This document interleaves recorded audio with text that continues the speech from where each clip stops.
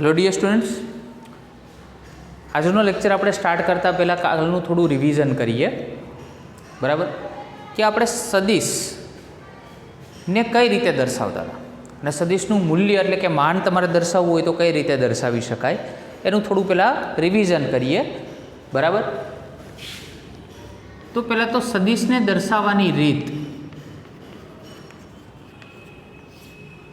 એમાં એક આપણે કીધું હતું કોઈ પણ એ સદિશ હોય તો એના ઉપર આ રીતે તમે એરો મારી શકો અથવા એને કોઈ ઘાટા અક્ષરે વડે તમે દર્શાવી શકો. બરાબર, પણ આ વધારે ફેમસ નથી, આપણે એરા વડે જ દર્શાવીશું. આ એનું મૂલ્ય થઈ ગયું. સેમ આનું મૂલ્ય આપણે લેવું હોય તો આ ઘાટો અક્ષર છે. બરાબર, એને પણ કોઈ મૂલ્યના સ્વરૂપમાં આ રીતે આપણે દર્શાવી શકાય. તો સદિશને તમે આ રીતે દર્શાવી શકો. બરાબર, આ એનું મૂલ્ય છે, કોઈ મૂલ્યને તમારે દર્શાવવું છે તો તમે આ રીતે દર્શાવી શકો. બરાબર, તો આ જે સદિશ છે એનો સિમ્બોલ કંઈક આ રીતે થાય. આ ઓ અને એ તમને આપેલું ઓ અને આપણે ધારો કે અહીંયા પી લઈએ તો ઓપી સદિશ છે એને તમે એના સ્થાન સદિશ વડે દર્શાવી શકો. આ ઓપી સદિશ ઇઝ ઇક્વલ ટુ એનો સ્થાન સદિશ એટલે કે એ સદિશ વડે પણ તમે દર્શાવી શકો. બરાબર, હવે આ ઓપી સદિશ છે, આ એ સદિશ છે. બરાબર, તો અહીંયા જેથી શરૂઆત થાય છે એને સદિશની પૂછ કહેવામાં આવે છે અને જ્યાં એ કમ્પ્લીટ થાય છે અહીંયા એરો છે, એરા ઉપરનો અહીંયા આપણો જે સિમ્બોલ છે એનો સૌથી છેલ્લો ભાગ એને શીર્ષ કહેવામાં આવે છે. એટલે ઓ એની પૂછ છે અને પી એની શીર્ષ છે. ખાસ ધ્યાન રાખજો, આનો ઉપયોગ કરીશું આપણે હવેની થિયરીમાં. ઓકે, પૂછ અને શીર્ષ. ઇંગ્લિશમાં પૂછ છે ને ટેલ કહેવામાં આવે છે અને શીર્ષ હોય એને શું કહેવાય? હેડ કહેવાય, હેડ. આજનો ટોપિક જે આપણે જોવાનો છે, ટોપિકનું નામ છે સદિશોની સમાનતા. એની અંદર પહેલો ટોપિક છે સમાન સદિશો. હવે નામ જ એવું છે સમાન સદિશો, એનું મિનિંગ શું થાય? Equal vectors. શું થાય? Equal vectors.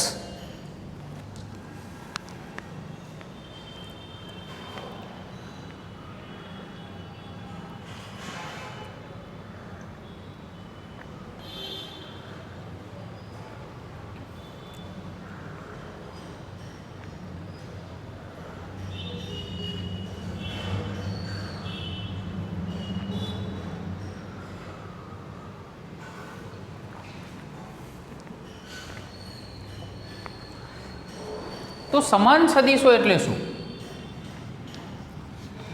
જો બે સદિશો સદિશ એ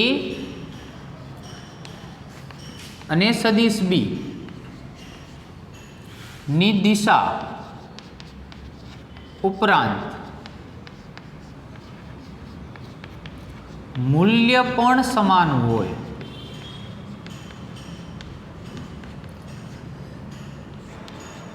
તો તેવા સદિશોને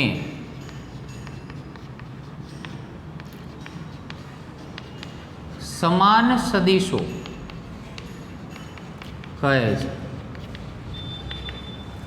જો ઓ થી પી એટલે કે એ સદિશ દર્શાવ્યો છે, ક્યુ થી એસ એટલે કે બી સદિશ આપણે દર્શાવેલો છે, એની દિશા અને મૂલ્ય બંને એક જ સરખા છે. જો એક જ દિશામાં જાય છે અને મૂલ્ય પણ બંનેના એક સમાન છે. એટલે કે જો આનું મૂલ્ય 5 હોય તો આનું મૂલ્ય પણ આપણે 5 લઈએ. બરાબર, તો આ બંને સદિશોને ઇક્વલ એટલે કે સમાન સદિશો કહેવાય. બરાબર, હવે અનઇક્વલ વેક્ટર્સ એટલે અસમાન સદિશો. અસમાન સદિશો તો જો બે સદિશો, હવે એને એ ડેશ સદિશ નામ આપીએ અને બી ડેશ સદિશો. જો બે સદિશો એ ડેશ અને બી ડેશ ના મૂલ્યો એક સમાન હોય પરંતુ દિશા ભિન્ન હોય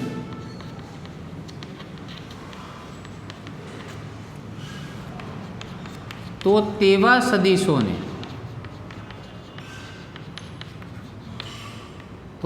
સદીશોને અસમાન સદીશો કહે છે.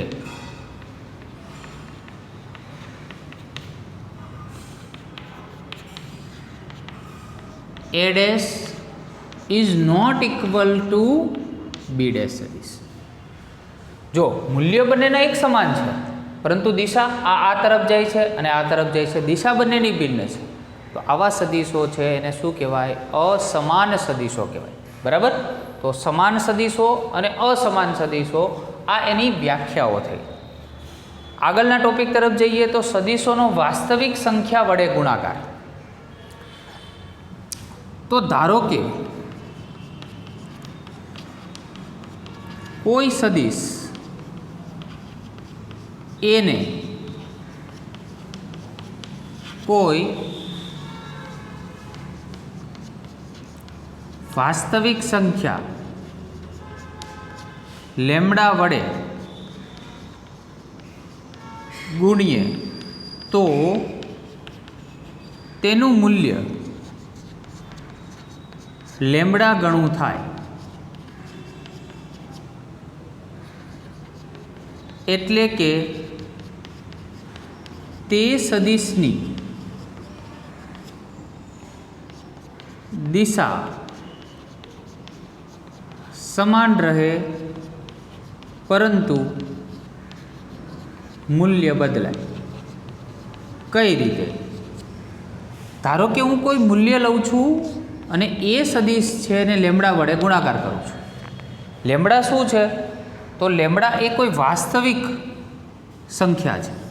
એટલે એ ધન વાસ્તવિક પણ હોઈ શકે અને ઋણ વાસ્તવિક પણ હોઈ શકે. બરાબર?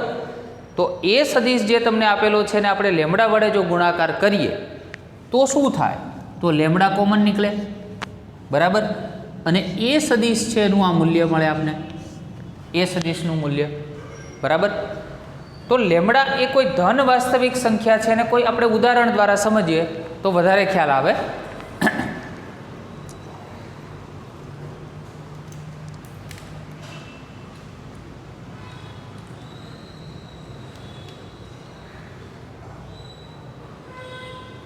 તો આપણે આકૃતિમાં અહીંયા સૌપ્રથમ તમને કોઈ એ સદીશ દર્શાવેલ છે.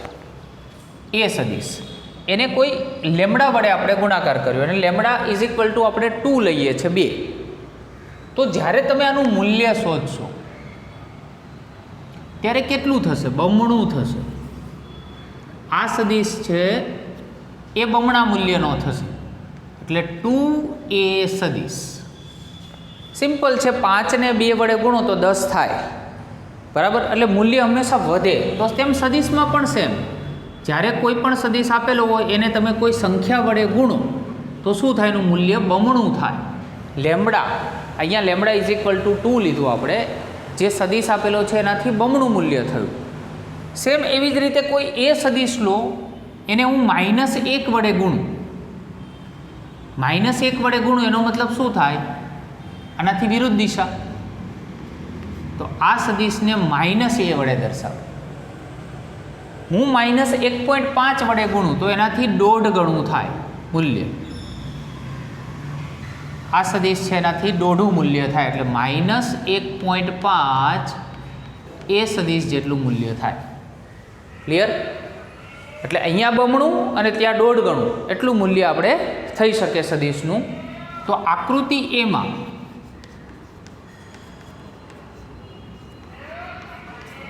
એ આકૃતિ છે, આ બી આકૃતિ છે. તો આકૃતિ એમાં સદીશ એને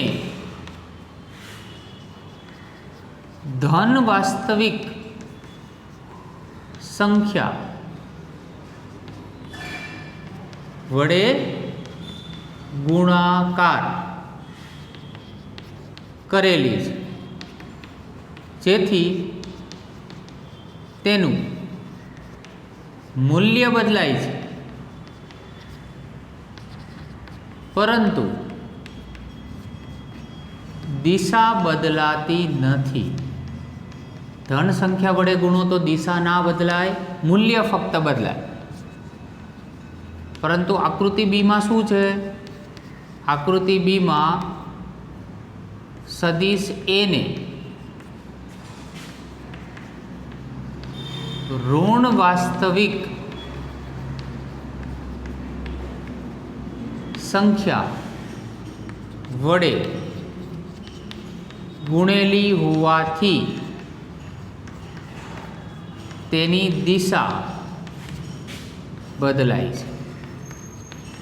યાદ રાખજો ખાસ, કોઈ પણ સદિશને તમે ગુણાકાર કરી શકો ધન વાસ્તવિક સંખ્યા કે ઋણ વાસ્તવિક સંખ્યા સાથે. જો ધન વાસ્તવિક સંખ્યા સાથે ગુણાકાર કરો તો શું થાય? ફક્ત મૂલ્ય બદલાય, દિશા બદલાય નહીં. પણ ઋણ વાસ્તવિક સંખ્યા સાથે ગુણાકાર કરો તો શું થાય? તો એ જે સંખ્યા છે એ ઋણ મૂલ્યમાં આવે, નીચેની તરફ આવે. બરાબર? એટલે દિશા પણ શું થાય? એની બદલાઈ જાય. બરાબર? હવે ચર્ચા કરીએ આપણે સદિશોનો સરવાળો. આ ટોપિકમાં ખરેખર તો સદિશોનો સરવાળો અને સદિશોનો બાદબાકી, સદિશોની બાદબાકી એવા બે ટોપિક છે. એમાં આજે આપણે ડિસ્કસ કરીશું ફક્ત સરવાળા. તો સદિશોનો સરવાળા માટે સૌપ્રથમ આપણે બે સદિશ ધારીએ છીએ. ધારો કે એ સદિશ આ રીતે દોરેલો છે અને બી સદિશ આ રીતે દોરેલો છે. આ શું છે? તો એ સદિશનું પૂછ શીર્ષ, બી સદિશનું પૂછ તેનું શીર્ષ. બરાબર? હવે સૌપ્રથમ તમારે શું કરવાનું છે? તો કોમ્પ્યુટરની અંદર એક ફંક્શન આવે છે કોપી પેસ્ટ. તો સદિશમાં પણ કોપી પેસ્ટ કરવાનું છે. આ સદિશને કોપી કરો, અહીંયા પેસ્ટ કરો. આ સદિશને કોપી કરો, અહીંયા પેસ્ટ કરો. તો નામ આપી દો. આ સદિશનું જે પૂછ હતું એને ઓ નામ આપ્યું અને શીર્ષને આપણે પી નામ આપ્યું. ફરી બી સદિશનું પૂછ છે એને પી નામ આપ્યું અને શીર્ષ છે એને ક્યુ નામ આપ્યું. તો પહેલાં આપણે અહીંયાથી આ રીતે ગયા, પછી બીજા સદિશને આપણે અહીંયા ડ્રો કર્યો. તો આ સદિશ જે મળે છે એ સદિશનું નામ છે પરિણામી સદિશ. ઇંગ્લિશમાં એને રિઝલ્ટન્ટ વેક્ટર કહેવાય, એટલે આર વડે દર્શાવાય. Resultant vector, resultant vector. Okay? પરિણામી સદિશ એ શું મળે? તો એ પ્લસ બી, એટલે કે એ વત્તા બી, બેનો સરવાળો થઈ ગયો સદિશોનો સરવાળો. આને સદિશોના સરવાળા માટે ત્રિકોણનો નિયમ પણ કહેવામાં આવે છે. ફરી એકવાર રિપીટ કરું છું, આને સદિશોના સરવાળા માટે ત્રિકોણનો નિયમ પણ કહેવામાં આવે છે, કારણ કે ત્રિકોણ જેવું બને છે એટલા માટે. બરાબર? સેમ એવી જ રીતે બીજી એક આકૃતિ નીચે આપેલી છે. એમાં પણ આપણે શું કર્યું છે? કોપી પેસ્ટ કર્યું છે. પહેલાં બીથી શરૂઆત કરી. ચલો, પહેલાં બી અહીંયા કોપી પેસ્ટ, કોપી પેસ્ટ. તો અહીંયા તમને પરિણામી સદિશ મળશે. હવે તમે બીથી શરૂઆત કરી હતી એટલે બી પ્લસ એ સદિશ આવશે, બી સદિશ પ્લસ એ સદિશ આવશે, અને આર પરિણામી સદિશ. તો પણ એવું જ મળે છે, ત્રિકોણ જેવું જ મળે છે. તો આના પરથી તમે એ કહી શકાય કે એ સદિશ વત્તા બી સદિશ ઇઝ ઇક્વલ ટુ બી સદિશ વત્તા એ સદિશ, જેને આપણે કયો નિયમ કહેતા હતા? ક્રમનો નિયમ. તો સદિશોનો સરવાળો એ ક્રમના નિયમનું પાલન કરે છે એવું કહી શકાય. બરાબર? સદિશોનો સરવાળો એ ક્રમના નિયમનું પાલન કરે છે અને ત્રિકોણનો નિયમ પણ કહી શકાય. હવે અહીંયા થોડી નજર કરો તો એરો કઈ સાઈડ જાય છે? તો આ રીતે આમ ગયા આપણે. જો આમ પહેલાં આ રીતે ગયા ને પછી આ રીતે ગયા, એટલે આ દિશા ક્લોકવાઇઝ, ઘડિયાળના કાંટાની દિશામાં. અહીંયા આ રીતે ગયા એન્ટી ક્લોકવાઇઝ, ઘડિયાળના કાંટાથી વિરુદ્ધ દિશામાં. અને આ તો પરિણામી સદિશ છે. બરાબર? એની દિશા નહીં જોવાની આપણે, તો આ બંને સદિશની પહેલાં દિશા જોવાની. તો ક્લોકવાઇઝ, એન્ટી ક્લોકવાઇઝ. ક્લોકવાઇઝ હોય તો એ પ્લસ બી અને એન્ટી ક્લોકવાઇઝ હોય તો બી પ્લસ એ. ક્લિયર? બરાબર? આ થઈ સદિશોના સરવાળાની વાત. નેક્સ્ટ ટાઈમ આપણે સદિશોની બાદબાકી, અને જો આવા બે સદિશની જગ્યાએ ત્રણ સદિશ આપેલા હોય તો સરવાળો કઈ રીતે થઈ શકે એની પણ ચર્ચા કરીશું. Okay, thank you very much.